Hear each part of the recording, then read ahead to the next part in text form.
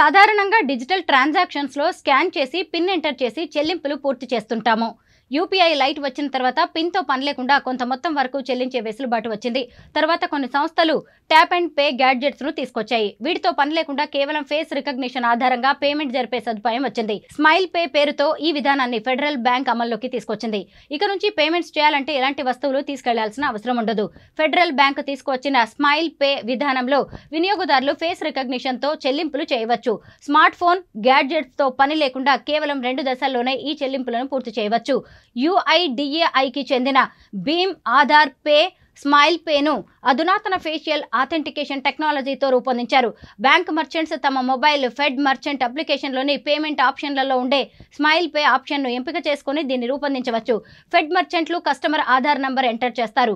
తర్వాత merchant mobile నుంచి customer ముఖాన్ని స్కాన్ చేస్తారు. UIDAIలోని ఫేషియల్ ఆథెంటికేషన్ ఆధారంగా బ్యాంక్ దాన్ని ప్రాసెస్ చేస్తుంది. వెరిఫై అయిన వెంటనే చెల్లింపులు పూర్తవుతాయి. ఇది పూర్తయినట్టు ఒక వాయిస్ అలర్ట్ జనరేట్ అవుతుంది. దీంతో పేమెంట్ గురించి వ్యాపారికి ఒక అప్డేట్ అందుతుంది.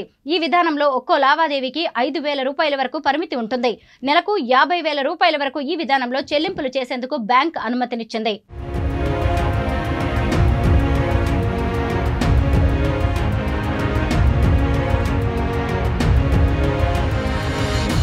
ఈ విధానంలో చెల్లింపులు చేయాలంటే మర్చెంట్ బ్యాంక్ అకౌంట్ను ఆధార్ కార్డుతో లింక్ చేసి ఉండాలి.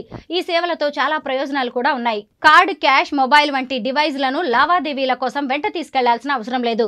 కౌంటర్ వద్ద ఎక్కువసేపు ఉండాల్సిన పని అంతకంటే ఉండదు. ఇది ఆధార్ ఫేషియల్ ఆథెంటికేషన్ సర్వీస్ అయినందువల్ల భద్రత గురించి ఆందోళన చెందాల్సిన అవసరం లేదు. ఈ సదుపాయం మొదట ఫెడరల్ బ్యాంక్ కస్టమర్లకు మాత్రమే అందుబాటులో ఉండేది. ఈ విధానంలో చెల్లింపులు చేసేందుకు కస్టమర్, వ్యాపారి ఇద్దరూ బ్యాంక్ ఖాతాదారులై ఉండాలి. భవిష్యత్తులో ఈ సేవలను మరింత విస్తృతం చేయబోతున్నట్టు తెలుస్తోంది.